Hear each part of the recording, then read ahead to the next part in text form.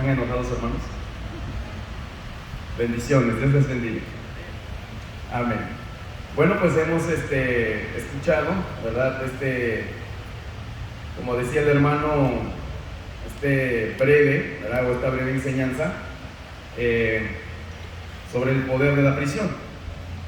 Amén, tal vez es algo nuevo para cada uno de ustedes, porque lo que sabemos nosotros que en la ciudad casi no se escucha sobre estos temas de la persecución.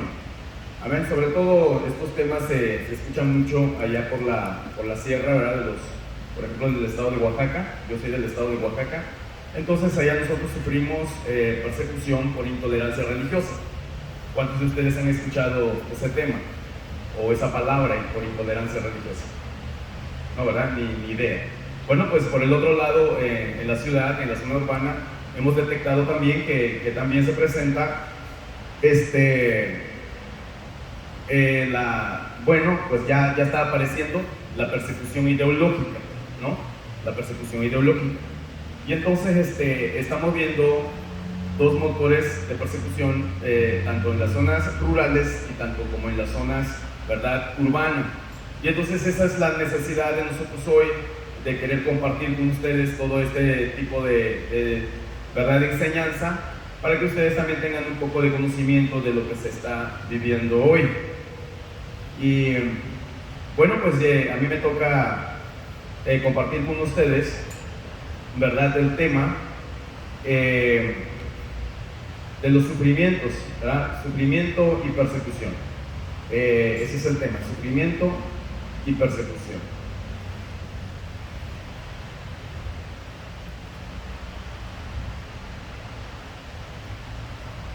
O más bien es lo que significa para nosotros hoy el servicio sufriente de Jesús. Ese es. Y entonces vamos a estar hablando de este tema.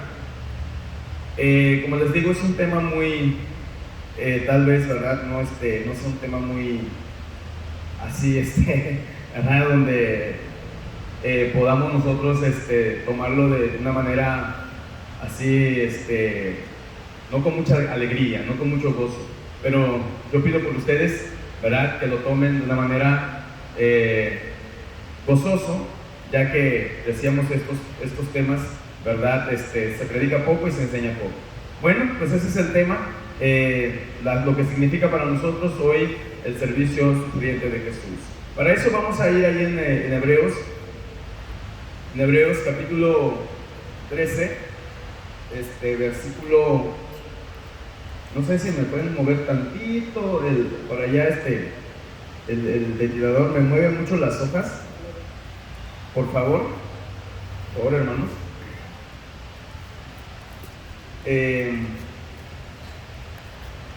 Hebreos 13:8.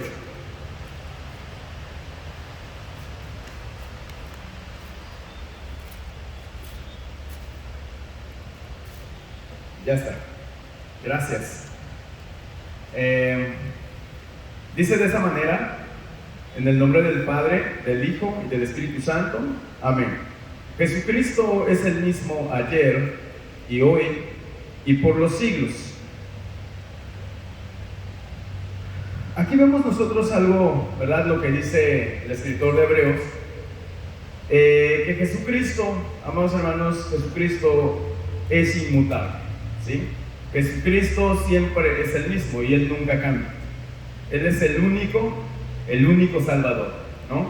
Entonces, Él es el que nos llena de gozo, el que nos llena de alegría, es el Salvador de todos, ¿verdad? Y es el que nos ha aceptado, ¿no? Entonces Jesucristo nunca ha cambiado.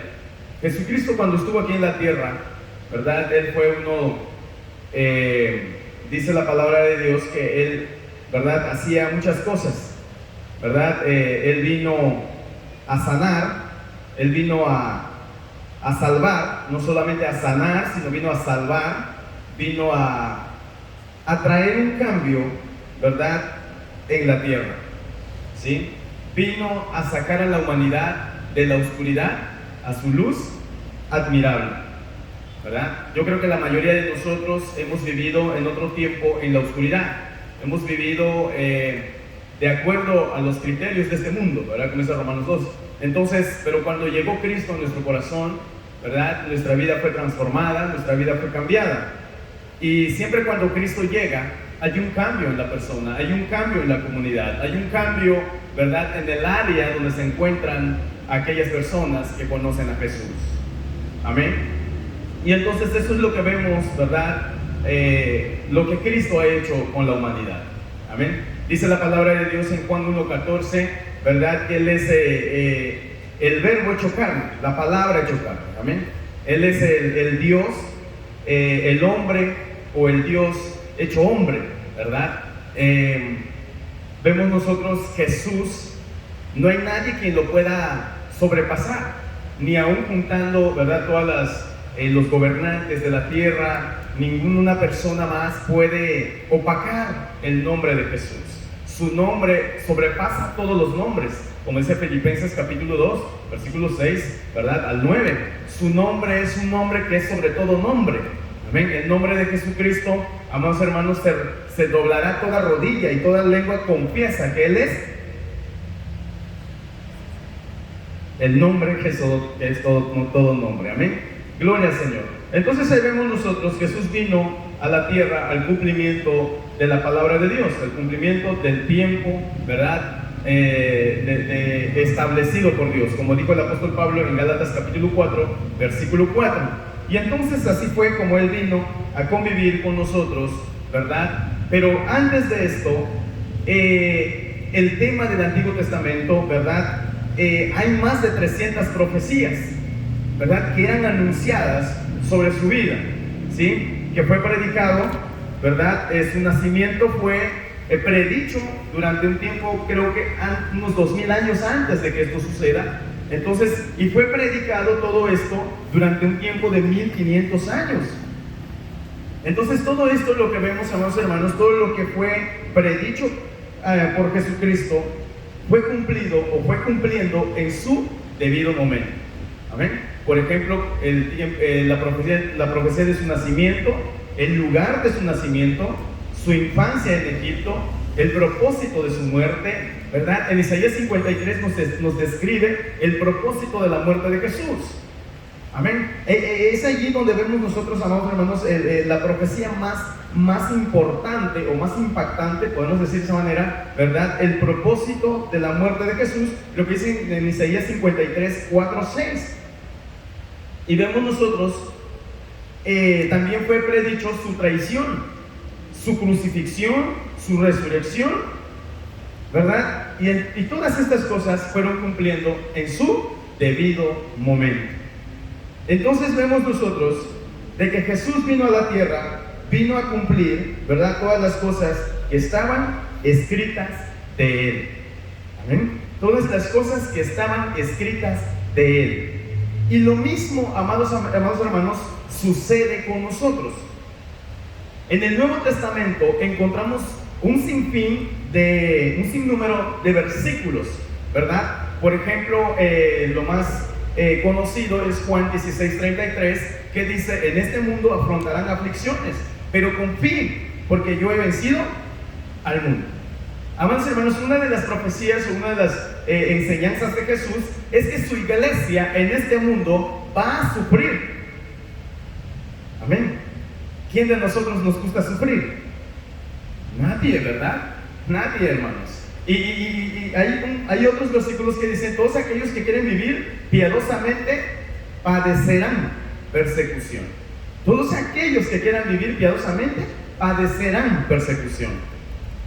Entonces ahí vemos todo esto, y así hay más versículos donde nos anuncia, ¿verdad?, este tipo de cosas que los seguidores de Jesús van a estar sufriendo aquí en esta tierra.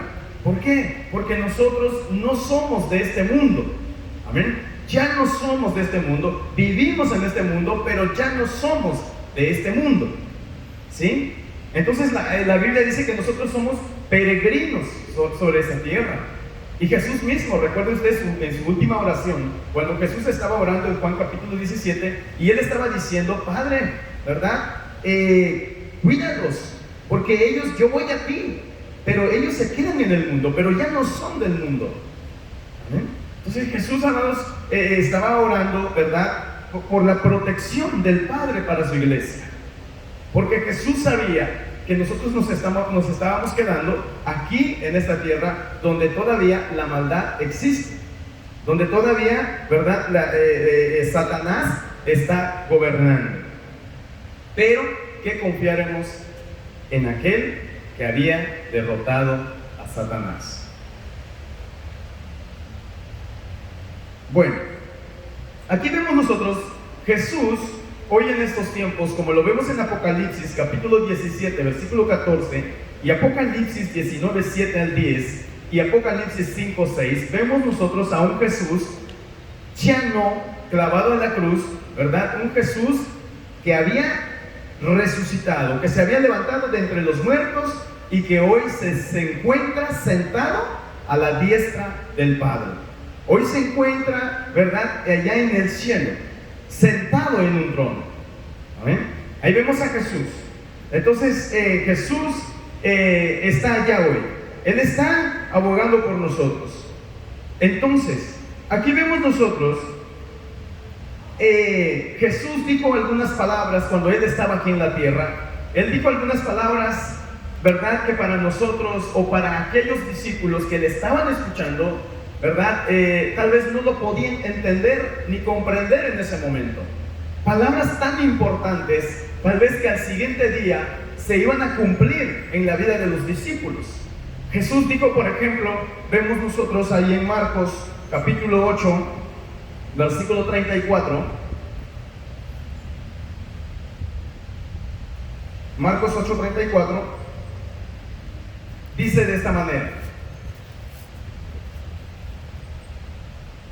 y llamando a la gente y a sus discípulos les dijo: si alguno quiere venir en pos de mí, niéguese a sí mismo y tome su cruz y sígame.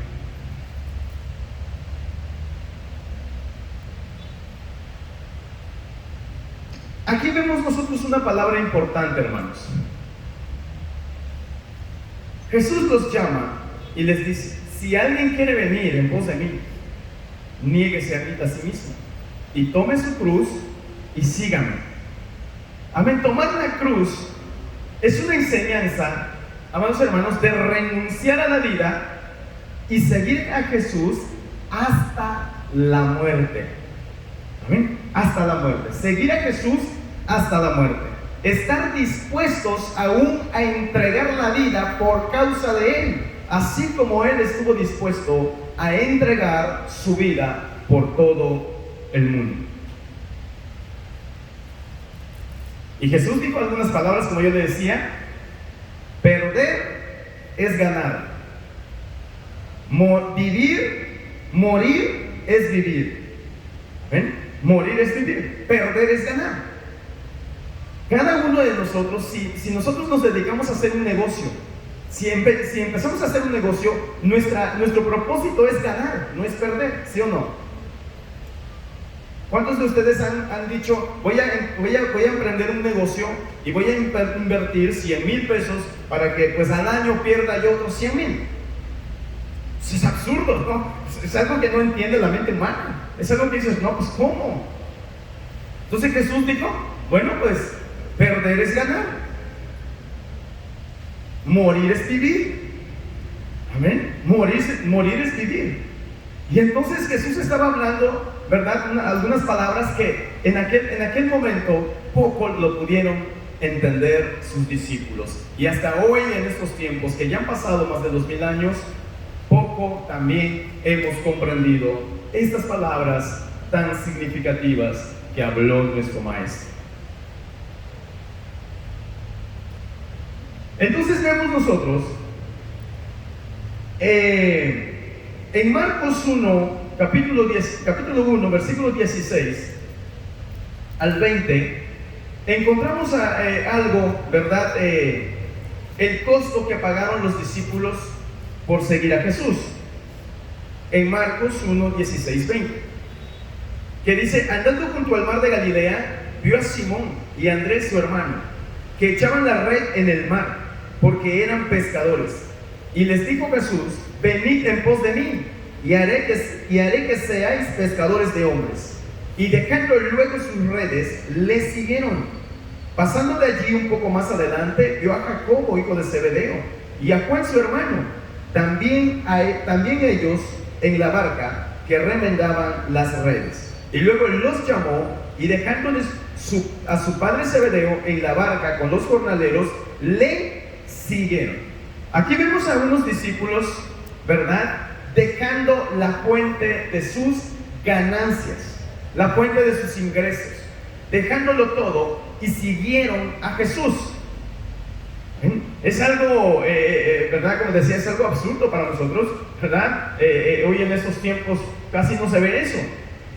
Pero ese era el costo que tenían que pagar estos discípulos. Y ese es el costo que tenemos que pagar aún hoy. Por si fuera necesario, por supuesto. Por si así lo amerita el tiempo, ¿verdad? Por si así lo requiere. Por si así Dios lo permite. Lo importante es que nosotros estemos dispuestos aún a dejarlo todo por causa de Jesucristo.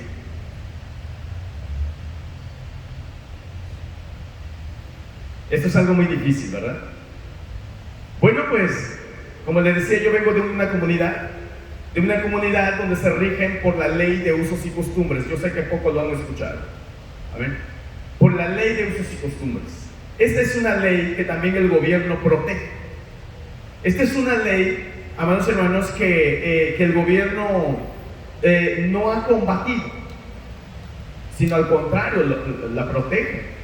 Y entonces los pueblos indígenas, ¿verdad?, son muy protegidos por el gobierno, ¿sí? Y los dejan gobernarse a sí mismos, si se puede decir. Y entonces yo vengo de esa comunidad, en una comunidad sumamente católica, donde en la comunidad el 100%, ¿verdad?, de sus integrantes son católicos. Y entonces yo fui convertido, ¿verdad? Tuve un llamado a la conversión y me convertí. Igual empecé a predicar el evangelio allá en mi comunidad, ¿sí?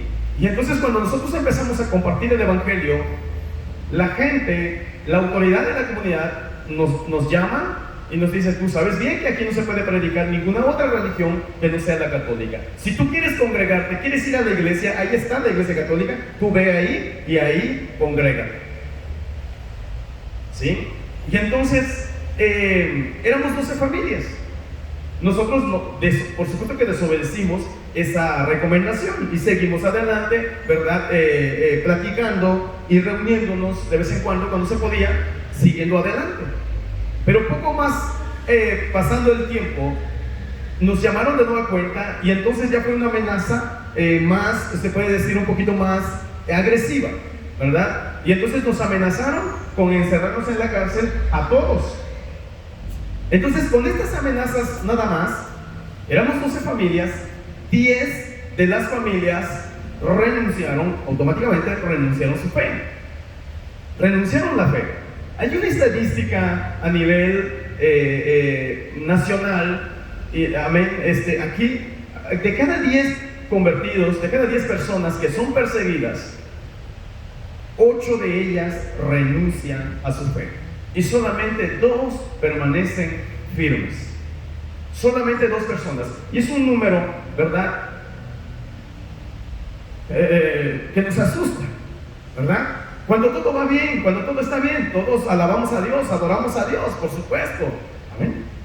Pero en la adversidad, en la prueba, en la lucha, aquí es donde sale, ¿verdad?, donde se manifiesta lo que realmente somos.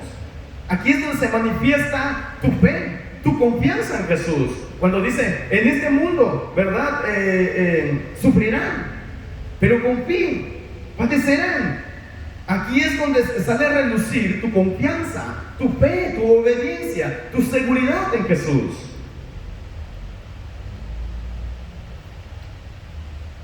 Entonces aquí vemos nosotros, esto es algo muy importante, ¿verdad?, lo que pasó aquí, ¿sí? Entonces aquí estos hermanos renuncian y quedamos 2.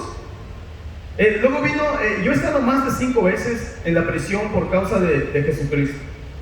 Yo tengo 41 años, tengo 9 años de estar convertido, estoy casado y tengo 6 hijos, ¿sí? Y ahora tengo la dicha, o por la gracia de Dios, de ser pastor. Y entonces tengo una iglesia que estoy pastoreando. Pero hace 4 años que padecimos esto, fuimos expulsados de nuestra comunidad. Como lo ven ustedes, yo estoy vivo aquí. Amén, aquí estoy. Pero fui amenazado, ¿sí? Entonces estuve encarcelado más de 5 veces, en más de 5 ocasiones, donde fui amenazado, ¿sí? Fui amenazado poco a poco. A la segunda encarcelamiento, mi otro compañero que estaba conmigo renuncia, va a los derechos humanos, va y renuncia, y pone su renuncia y firma, y regresa a la comunidad y le dice al pueblo: ¿saben qué? Yo ya no soy cristiano, de hoy en adelante he renunciado a mi fe, y dejándome solo. Pero no me quedé solo, por supuesto. Y entonces ahí comenzó el martirio, ahí comenzó la persecución, para mí la persecución más severa para mí. Amén. Entonces la persecución duró más de 9 meses. Más de 9 meses. 3 meses fuimos encerrados en nuestra comunidad. No teníamos derecho de salir, ¿verdad? Ni para comprar ni vender, ¿sí? No teníamos derecho de nada, trabajar en nuestras tierras. 3 meses, ¿verdad? Sin poder salir, vender y a comprar alimentos. Pero por la gracia de Dios, algunos hermanos tuvieron misericordia y fueron muy valientes y entraron en la comunidad y nos llevaban comida. De esa forma fue en que nosotros, ¿verdad?, pudimos subsistir, pudimos seguir adelante. Bueno, entonces conforme va pasando el tiempo, se fue arreciando la persecución, ¿sí? Hasta que llegó un momento cuando el pueblo dijo: ya, vamos a expulsarlo de esta comunidad, ¿sí? Y entonces cuando fui expulsado de la comunidad, fui desconocido como ciudadano, perdí todos mis derechos, perdí mi casa, perdí mi terreno, perdí mi familia, perdí todo. Y hoy vivo en otra comunidad. Pero lo importante es que sigo sirviendo a Jesús.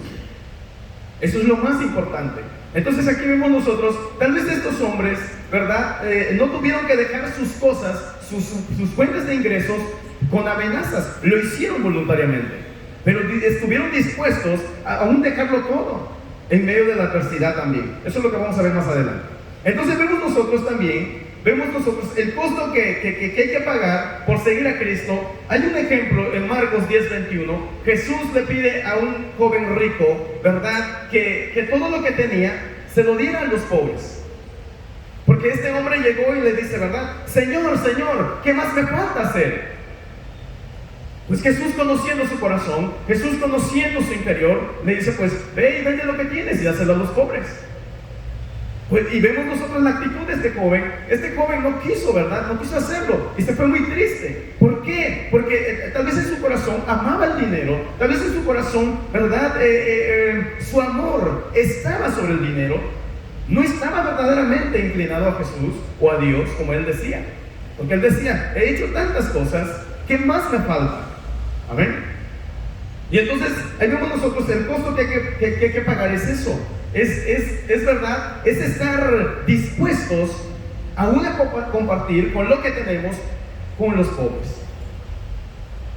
El tercer costo es esto: es identificarnos con Jesús y no avergonzarnos de Él, como dice Marcos 8:38, ¿verdad? Cualquiera que se avergonzare de mí, amén, y de mis palabras, dice. ¿Cuántas veces, amados, nos hemos avergonzado de Jesús? ¿Cuántas veces, verdad, hemos negado a Cristo en muchas maneras? No solamente, ¿verdad?, como lo hizo Pedro, no solamente, ¿verdad?, como lo hicieron los otros hermanos en el cual estamos hablando. Muchas veces nosotros hemos negado a Cristo aún desde el interior de nuestro corazón, tal vez por nuestra manera de hablar, tal vez por nuestra manera de vivir, ¿verdad? Y entonces aquí vemos nosotros, Jesús dice que es necesario, ¿verdad?, no avergonzarnos de Él y ser fiel a sus enseñanzas. Ser fiel a sus enseñanzas, amado hermano, eso quiere decir vivir la palabra, obedecer la palabra.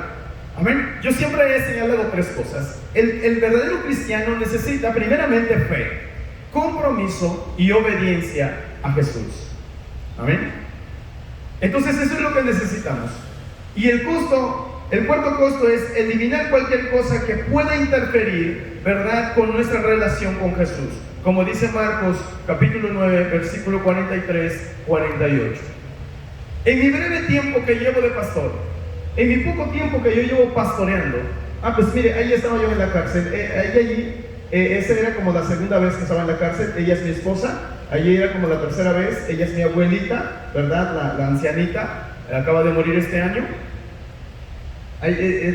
Y este grupo que ve usted aquí, ese es el pueblo, ahí no se ve todo. Es un pueblo como de 100 ciudadanos, es un pueblo chico.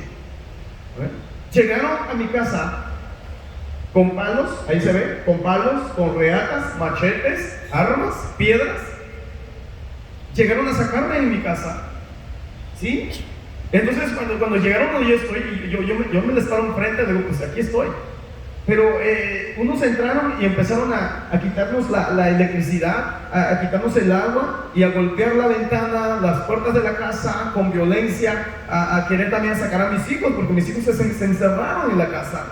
Yo oía los gritos de mis hijos, los gritos de mi esposa, los gritos de mi madre, ¿sí? Y entonces, amado hermano, yo estaba luchando, en aquella hora había una lucha en mi mente, algo que me decía, Lauro, tú puedes defenderte.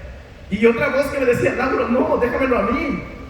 Sí, yo recuerdo en otro tiempo, por eso decía, Jesús vino a sacarnos de las tinieblas a su luz admirable. En otro tiempo, vamos, yo he estado en la cárcel por intento de homicidio, he estado en la cárcel por portación de arma, he estado en la cárcel por muchos delitos, he estado en la cárcel. Estuve en la cárcel aquí en Tampico, Tamaulipas. Estuve en la cárcel allá en Tuxtepec, Oaxaca. He estado en la cárcel en diferentes lugares por diferentes delitos. ¿Sí? Entonces yo podía defenderme. A mí en mi pueblo me respetaban antes de ser cristiano. Cualquier problema que había, a mí me acudían. Lauro, tú que eres valiente, ¿tú qué dices? ¿Qué vamos a hacer? ¿Vamos a matar a tal persona? ¿Vamos a hacer esto? ¿Vamos a hacer lo otro? A mí me consultaban, me respetaban de cierta manera. Pero cuando yo me convierto, ahí se perdió el respeto. Entonces hubo una lucha. Lauro, tú puedes defenderte. Escucha los gritos de tu esposa, escucha los gritos de tu madre. Mira tus hijos están llorando, tus hijos están gritando. Era un tremendo, amados hermanos, un choque. Sí, pero por otra parte, yo me acordaba de la palabra de Jesús que decía, déjamelo a mí, mía es la venganza, yo daré el pago en su debido tiempo. Yo lo haré. Entonces, amados hermanos, me quedaba callado. Entonces le dije, bueno, ya estuvo. Vienen por mí, llévenme, aquí estoy. Entonces fue cuando ellos me llevaron a la cárcel, me encerraron y ahí estuve. Ahí también empezó de nueva cuenta el martirio. Bueno, eso lo vamos a decir más adelante. Entonces estamos en Marcos 9:43-48. Como el Dios les decía, amados hermanos, jamás he visto yo a un hermano llegando a la iglesia y que me diga, pastor, ¿sabe qué? Hoy me acabo de sacar el ojo derecho. Hoy me acabo de cortar el brazo derecho. Mire, vengo en muletas porque me corté el pie porque me hacen pecar. Jamás, hermanos, y ni los veremos. Amén. Pero aquí nos dice, tenemos que eliminar cualquier cosa que pueda interferir con nuestra relación con Jesús. Está hablando, hermanos, de aquellas cosas que no nos permiten seguir libremente a Jesús. Amén. Y todos lo sabemos, no hay necesidad de explicar tanto. Gloria al Señor. Y otros de los costos que hay que pagar es, amados hermanos, es confiar nuestra vida enteramente a Dios y arrepentirnos de nuestros pecados. Como dice Marcos 1:15, arrepentidos. Amén. Arrepentirnos, amados hermanos. Arrepentimiento, ¿verdad? Es un cambio de mentalidad, es un cambio de estilo de vida. Amén. Es ser una persona nueva, es una persona diferente, una persona que habla diferente. Porque como yo le decía, en otro tiempo pues yo me expresaba totalmente diferente. En otro tiempo, ¿verdad? Yo me comportaba de una manera diferente. Pero cuando vino Cristo a mi vida cambió. Mi vida pasó a ser totalmente diferente. Gloria a Dios. Entonces, como decía el apóstol Pablo decía, ¿verdad? Allí en Gálatas capítulo 2, versículo 20, decía, ya no vivo yo, mas vive Cristo en mí. Y lo que ahora vivo en la carne, lo vivo en la fe del Hijo de Dios, el cual me amó y se entregó a sí mismo por mí. Y al final termina diciendo, en Gálatas 6:14, pero lejos esté de mí gloriarme, sino en la cruz de nuestro Señor Jesucristo, porque en el mundo me es crucificado a mí y yo al mundo. Entonces aquí vemos nosotros las palabras del apóstol Pablo. Es allí donde sale a relucir, amado hermano, es allí donde se ve en la adversidad, en la cárcel, en la persecución, donde se ve si verdaderamente está Cristo viviendo en nuestro corazón o solamente es un engaño. Es necesario pasar por muchas pruebas, es necesario pasar por el fuego. En la Biblia, ¿verdad?, habla de un platero. Dice amado hermano, que el platero, ¿verdad?, pone la plata en el fuego. Dice que lo pone en el fuego y cuando alcanza a ver su imagen en el fuego, ¿verdad?, en la plata sobre el fuego, entonces lo retira. Dice, pero si lo deja más tiempo, la plata se puede perder. Lo mismo hace Jesús con nosotros. Amén. Él nos deja pasar por la adversidad, Él nos deja pasar por el horno, ¿verdad?, por todas las adversidades, hasta cuando Él nos saca de ahí, nos libra de ahí, cuando logra ver su imagen en nosotros. Todo lo que Dios hace es para nuestro bien, como dice Romanos 8:28. ¿Cuántos lo sabían? Los que amamos a Dios, todas las cosas nos ayudan para bien. Para bien. Dios jamás va a hacer algo porque te odia o porque no te quiere. Todo lo hace por tu bien. Ahí en 2 de Corintios capítulo 9, ahí vemos nosotros al apóstol Pablo, ¿verdad? Habla de la sentencia de muerte en sí mismo como su manera de superar la muerte, ¿verdad? Ahí él dice cosas tan importantes que, pues como les digo, muchas veces no lo entendemos ni lo comprendemos. Pero también vemos en Lucas capítulo 9, versículo 23-25, ahí vemos nosotros, amados hermanos, que Jesús también nos habla, ¿verdad? Y nos dice de negarnos también. Amén. Y entonces, eso es lo que Jesús quiere con nosotros. Eso es lo que Dios quiere hacer en nuestras vidas, ¿verdad? Él quiere que nosotros seamos personas que realmente podamos mantenernos fieles a Él, firmes a Él, en medio de la adversidad. Ya para terminar, vamos a ver cómo murieron, ¿verdad?, los discípulos de Jesús. Y yo creo que muchos de ustedes, ¿verdad?, conocen y saben cómo terminaron estos hombres que lo dejaron todo. Cómo terminaron estos hombres, ¿verdad?, que decidieron seguir a Cristo.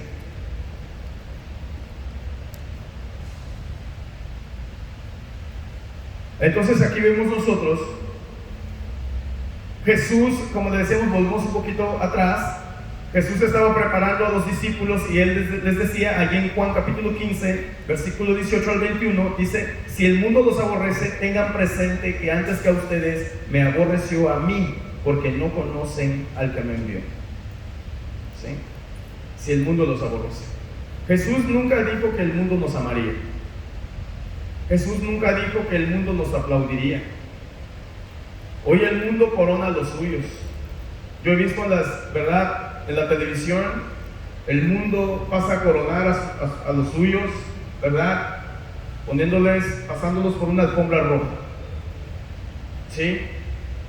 Pero un día Jesús estará coronándonos a nosotros, recompensándonos a nosotros, y no pasándonos en una alfombra roja que se echa a perder, sino pasándonos, ¿verdad?, enfrente, ¿verdad?, de la presencia del Rey de Reyes, y tal vez en calles de oro. Amén. En un lugar especial, en un lugar incorruptible, en un lugar maravilloso. Vale la pena sufrir por Cristo, vale la pena entregarlo todo por Él, vale la pena confiar en Él con todo nuestro corazón, vale la pena. Pero si nosotros tratamos de agradar al mundo, ¿verdad?, y entonces nos volvemos enemigos del mundo, porque Jesús lo dijo. Cualquiera que se vuelve amigo del mundo se vuelve enemigo de Dios. No queremos volvernos enemigos de Dios, sino amigos de Dios. Entonces ahí vemos nosotros, y sigue diciendo Juan, capítulo, ¿verdad?, ahí más adelante, y dijo, y hasta viene el día en que cualquiera que los mate pensará que le está prestando un servicio a Dios. Cualquiera que los mate pensará que le está prestando un servicio a Dios, así como lo dijo el apóstol Pablo. El apóstol Pablo dice que él creía que estaba haciendo lo bueno, persiguiendo a los cristianos. Amén. Él perseguía a los cristianos pensando que estaba agradando a Dios. Sí, Y por eso vemos nosotros todos estos discípulos que lo dejaron todo, vemos cómo terminaron. Ellos sí entendieron lo que Jesús les dijo, tal vez no en el momento, pero más después, cuando Jesús les dijo, los llamó y les dice, ¿verdad? Ahora serán mis testigos. En Hechos capítulo 1, versículo 8, les dice, ahora me seréis testigos. Y la palabra testigo significa mártir. ¿Ven? Mártir. Y todos ellos, amados hermanos, murieron como mártires por causa de Jesucristo. Todos aquellos terminaron como mártires por causa de Jesús. Los primeros martirizados vemos nosotros en la Biblia, los primeros que fueron muertos, amado hermano, fue Juan el Bautista, que fue decapitado, y luego vemos a Esteban, que fue apedreado. ¿Sí? Los dos primeros mártires. Yo creo que ninguno de ustedes los han apedreado por causa de Jesucristo. ¿O sí? Yo recuerdo, ¿verdad? Cuando estaba en mi pueblo, cuando llegó la licenciada de los derechos humanos, según arreglar el asunto, y entonces un hombre borracho, un hombre malo, se acerca y viene y me dice, ¿por qué causas tanto problema en esta comunidad? Y agarra una piedra y me avienta una piedra, y yo me echo a correr, y sale otro, me avienta otra piedra, y sale otro y me avienta otra piedra, y entonces no sé cómo las piedras no cayeron sobre mí, pero Dios me salvó en ese momento. Ninguna piedra cayó sobre mí, pero Dios me guardó, Dios me protegió. Entonces vemos nosotros cómo terminaron estos hombres. Dice la historia que Felipe, un discípulo de Jesús, Felipe fue azotado y crucificado.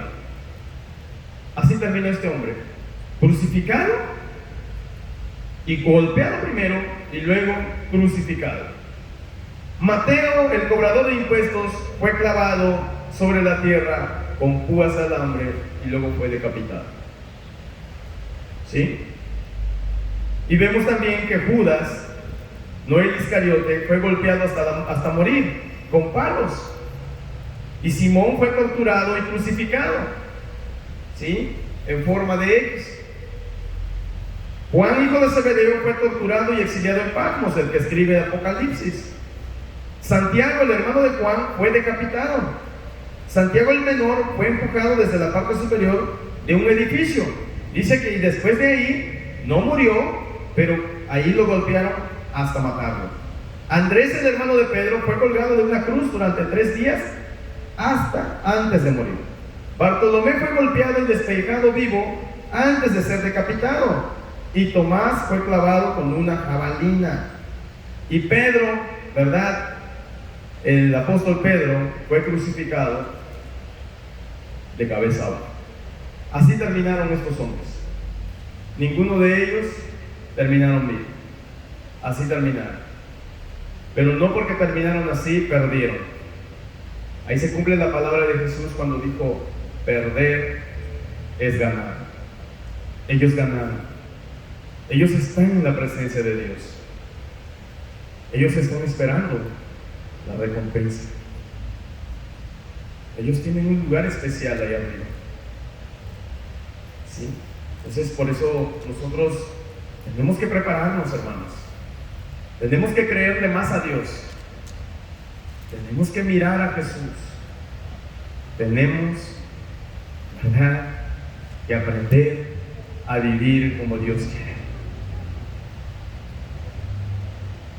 ¿Sí? Jesús no está diciendo que no trabajes. Jesús no está diciendo que no hagas negocios. Jesús está diciendo que creas en Él, como dice Mateo 6:33. Buscad primeramente el reino de Dios y su justicia, y todas las demás cosas vendrán por añadiduras. Yo te animo a que hagas estas cosas. Una vez Pedro preguntó, Señor, nosotros te hemos seguido, ¿qué vamos a ganar? Jesús le dice, no hay nadie que haya dejado casa, padre, hermanos, ¿verdad?, que no reciba 100 veces en este tiempo y en la que vive. ¿Sí? Y aquí estoy yo, después de haberlo perdido todo. Hoy tengo un techo donde vivir con mi familia, tengo una casa, y no me ha faltado la comida, el calzado, el vestido. Dios siempre me ha amparado, Dios siempre me ha sustentado, Dios siempre ha sido mi proveedor, Dios siempre ha estado conmigo, aunque vivo en otra comunidad, en un lugar donde no tengo nada, aparentemente, pero es el lugar donde más Dios me provee. Así es Dios. Dios les bendiga a todos.